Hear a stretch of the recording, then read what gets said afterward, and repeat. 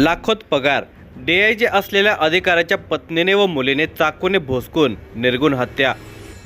कर्नाटक राज्याचे माजी पोलीस महासंचालक ओम प्रकाश, एका राज्याच्या वरिष्ठ अधिकारी पदावर असलेले हे सेवानिवृत्त गृहस्थ, पण त्यांची त्यांच्या पत्नीने अत्यंत निर्दयपणे हत्या केली आहे। यामध्ये तिला मुलीने साथ दिली आहे। प्रथमदर्शनी याचे कारण आहे मालमत्ता। अधिकारी असलेल्या ओम प्रकाश यांनी प्रचंड मालमत्ता कमवली होती। या मालमत्तेची मालकी त्यांच्या पश्चात पत्नी, मुलगा आणि मुलगी यांच्याकडेच राहणार होती। पण दांडेली येथील एक मालमत्ता त्यांनी बहिणीच्या नावावर केलेली होती। त्या एका जागेसाठी घरात वाद पेटला होता। इतकी संपत्ती असूनही त्यांच्या पत्नीची हाव काही कमी झालेली नव्हती। तिला ती संपत्ती आपल्या मुलीसाठी हवी होती। याच कारणातून पेटलेल्या वादात तिने थेट आपल्या पतीच्या तोंडावर तिखट पुडी टाकली आणि नंतर चाकूने सपासप वार केले। त्यामुळे गंभीर जखमी झालेले 68 वर्षीय ओम प्रकाश 20 मिनिटांहून अधिक काळ रक्ताच्या थारोळ्यात तडफडत होते। अखेर त्याने जीव सोडला। आयुष्यभर राबून कमवलेल्या मालमत्तेसाठीच जीवनाची सोबती असलेल्या पत्नी आणि पोटच्या मुलीच्या हातून त्यांचा बळी गेला। ओम प्रकाश हे मूळचे बिहार राज्यातील चंपारण जिल्ह्यातील आहेत। सन 1981 साली ते IPS अधिकारी बनले। त्यानंतर कर्नाटकातील बल्लारी जिल्ह्यातील हरपनहल्ली येथे SP म्हणून त्यांनी आपल्या कारकिर्दीला सुरुवात केली। सन 1983 साली त्यांचा पल्लवी हिच्याशी विवाह झाला। त्यांनी शिवमोगा, कारवार, चिक्कमंगळुरू जिल्ह्यात जिल्हा पोलीस अधीक्षक म्हणून काम केले। कर्नाटक राज्य लोक आयुक्तामध्ये राज्य दक्षता कक्षाचे SP म्हणूनही त्यांनी काम पाहिले होते। अग्निशमन विभागाचे DIG आणि CIDचे IGP म्हणून काम करू लागले। दिनांक 28 फेब्रुवारी 2015 रोजी DG आणि IGP म्हणून कार्यभार स्वीकारलेला होता। कर्नाटक राज्यात ते काम करत असल्याने येथेच ते 2017 मध्ये IGP म्हणून सेवानिवृत्त झाले होते। सेवानिवृत्तीनंतर ते बंगळुरू HSR लेआउटमध्ये एका आलिशान बंगल्यात राहू लागलेले होते। त्यांचा मुलगा कार्तिकेय हा इंजिनिअरिंग क्षेत्रातील कंपनीत एका काम करत आहे, तर घरात ते त्यांची पत्नी पल्लवी आणि मुलगी कीर्ती असे राहत आहे। ओम प्रकाश हे कर्नाटक राज्यातील महत्त्वाच्या पदावर काम करत असल्याने त्यांनी प्रॉपर्टीही मोठ्या प्रमाणात जमवलेली होती। कोणत्या प्रॉपर्टीचा कोणता हिस्सा कोणाला द्यायचा हे त्याने आधीच ठरवलेले होते।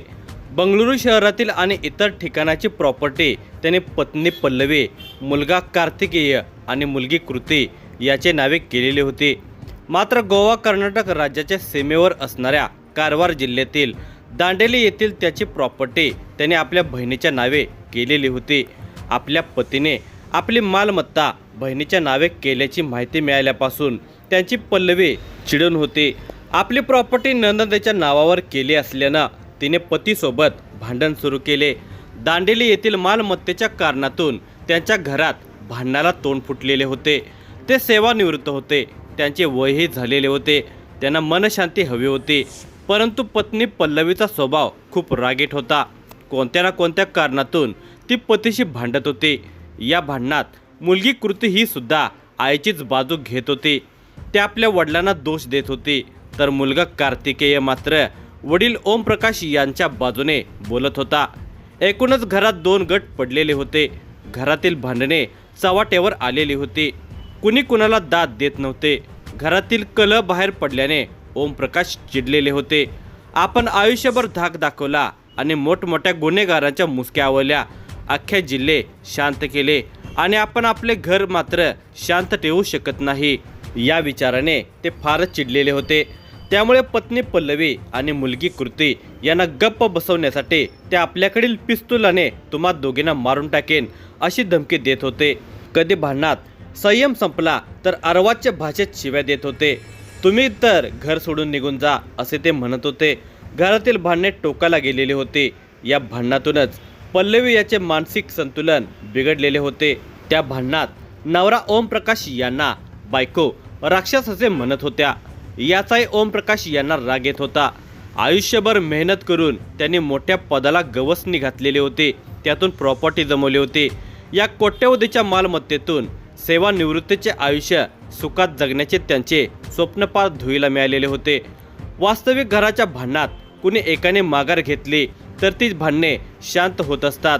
येथे मात्र ओम प्रकाश आणि पल्लवी हे दोघे भांडखोर चिडखोर होते, त्यामुळे त्यांचे भांडण मिटत नव्हते. ओमप्रकाश नेहमी पत्नी मुलगीला टॉर्चर करत होते. भांडणे सुरू झाले की ते सर्व्हिस रिव्हॉल्वर काढून गोळ्या घालीन असे धमकावत होते. त्यामुळे चिडून असणारी पल्लवी त्यांना तुम्ही राक्षसी आहात, तुम्हाला बायको मुलीची काळजी नाही, तुम्ही तुमच्या बहिणीच्या नावे दांडेल येथील प्रॉपर्टी का केली असे विचारत भांडत होते. हा वाद दिवसेंदिवस धुमसतच चाललेला होता.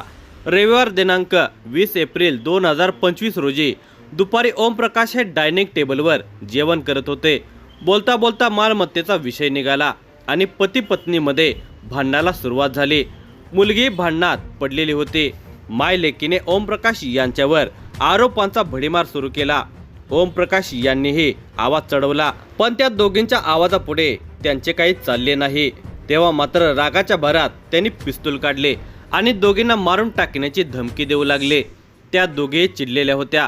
रोज पिस्तूल रोखून ठार मारण्याच्या त्यांच्या धमकीला त्याही वैतागलेल्या होत्या. आज पुन्हा पिस्तूल दाखवल्याने पत्नी पल्लवीने पतीच्या हातातील पिस्तूल काढून घेण्यासाठी झटापट सुरू केली. तेव्हा तिला ओमप्रकाश यांनी ढकलून दिले. ती खाली पडली. तशी मुलगी कृती आईला वाचवण्यासाठी पुढे आली. ती वडिलांच्या अंगावर धावून जात होती. तोवर पल्लवी उठलेली होती. आता माय लेकी दोघी मिळून ओमप्रकाश यांच्या अंगावर जात होत्या.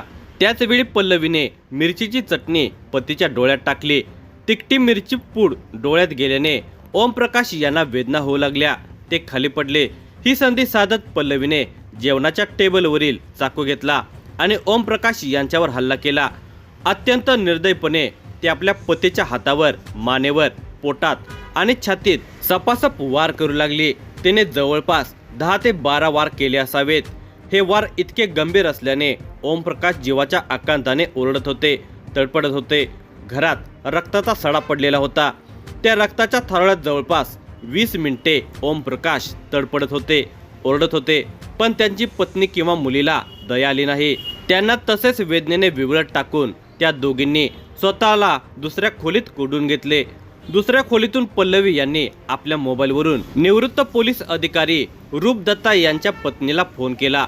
तिने त्यांना सांगितले की मी या राक्षसाला मारून टाकले आहे, या राक्षसाला संपवलेले आहे. त्या मैत्रिणीने या घटनेची माहिती तातडीने HRS पोलीस ठाण्याला कळवली. ही माहिती मिळताच HRS पोलीस ठाण्याचे वरिष्ठ पोलिसांनी घटनास्थळी धाव घेऊन पाहणी केली. दरम्यान या घटनेची माहिती पोलिसांनी ओमप्रकाश यांचा मुलगा कार्तिकेय याला दिली. तोही तातडीने घटनास्थळी दाखल झाला. संध्याकाळचे 5:30 वाजलेले होते. आपल्या वडिलांना रक्ताच्या थारोळ्यात पडलेले पाहून त्याने या घटनेचा सर्वात आधी आपली आई पल्लवी आणि बहीण कृती यांच्यावर संशय व्यक्त केला. तोपर्यंत पोलिसांनी दुसऱ्या खोलीत कोंडून घेतलेल्या पल्लवी आणि कृती यांना बाहेर काढून त्या दोघींचे जबाब घेतले. सकृतदर्शनी पल्लवी यांनीच पती ओमप्रकाश यांना मारल्याचे दिसून येत होते. पोलिसांनी घटनेचा आणि घटनास्थळाचा पंचनामा करून मृतदेह शवविच्छेदनासाठी होसूर रोडवरील एका रुग्णालयात पाठवून दिले. या घटनेची माहिती देताना पल्लवी फारच घाबरलेली होती. तिने आपला गुन्हा कबूल करून पती ओमप्रकाश यांना आपणच चाकूने मारून टाकल्याचे सांगितले. घटनास्थळी पोलिसांना विस्कटून पडलेली मिरची पूड आणि रक्ताने माखलेला चाकू आढळून आला. पल्लवीने आपण आपल्या संरक्षणासाठी पतीचा खून केल्याचे पोलिसांना सांगितले.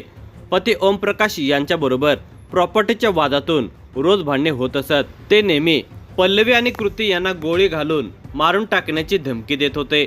रविवार संध्याकाळच्या सुमारास भांडण होत असताना जेवणाच्या टेबलवर पिस्तूल ठेवून आम्हाला धमकी दिल्याचे तिने पोलिसांना सांगितले. या घटनेची फिर्याद HSR लेआउट पोलीस ठाण्यात ओमप्रकाश यांचा मुलगा कार्तिकेय याने दिली. त्या फिर्यादीनुसार पोलिसांनी ओमप्रकाश वय वर्षे 68 यांच्या हत्येप्रकरणी त्यांची पत्नी पल्लवी वय वर्षे 64, मुलगी कृती वय वर्षे 25 यांच्या विरोधात IPC कलम 103(1) प्रमाणे गुन्हा दाखल करून अटक केली. पोलीस कोठडी दरम्यान पोलिसांनी पल्लवीकडून गुन्ह्यात वापरलेला चाकू जप्त केला. तसेच तिच्या अंगावरील रक्ताने माखलेले कपडे जप्त केले.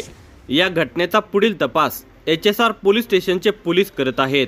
निवृत्त माजी DCP ओमप्रकाश यांची हत्या केवळ प्रॉपर्टीच्या वादातून केली की अन्य कोणते कारण आहे, त्यांच्या हत्येचा तपास पोलीस करत आहेत. केवळ प्रॉपर्टीच्या वादातून हत्या केली असे म्हणावे तर मयत ओमप्रकाश यांनी कोट्यवधीची प्रॉपर्टी पत्नी मुलगा मुलीच्या नावे आधीच केली असल्याने या घटनेची सत्यता पडताळण्यात येत आहे। या घटनेला नक्कीच दुसरे कोणते तरी कारण असावे अशी शंका पोलिसांना आहे। मात्र संशयित आरोपी पल्लवीने प्रॉपर्टीच्या वादातून रोज भांडणे होत असल्याने हत्या केल्याचे मान्य केल्याने त्या दृष्टीने पुढील तपास सुरू आहे। पल्लवी मानसिक रुग्ण आहे असा संशय व्यक्त करण्यात येत आहे। संशयित आरोपी पल्लवीच्या प्रकृतीबद्दल ही चर्चा सुरू आहे। पल्लवी जवळजवळ 12 वर्षापासून मानसिक आजारावर उपचार घेत होती। असे म्हटले जाते की पल्लवी स्किझोफ्रेनियासारख्या नैराश्याने ग्रस्त आहेत। अशा व्यक्ती सतत गोंधळलेल्या स्थितीत राहतात, त्यांना कशाची तरी काळजी आहे। पोलीस सूत्रांनी सांगितले की निराधार संशयावरून तिचे पती ओमप्रकाशशी भांडण होत होते। ओमप्रकाश यांनी त्यांच्या जवळच्या लोकांना सांगितले होते की पत्नीच्या उपचारावर लाखो रुपये खर्च होत आहेत। पोलिसांनी पल्लवीची गुगल हिस्ट्री शोधून काढलेली आहे। एखाद्या व्यक्तीच्या माने जवळच्या नसावर वार केल्यावर तो मरतो का अशी माहिती तिने सर्च केलेली होती। पोलीस सूत्रांनुसार पतीची हत्या करण्यापूर्वी पल्लवीने अनेक दिवसापासून हत्येबाबत माहिती गोळा केलेली होती।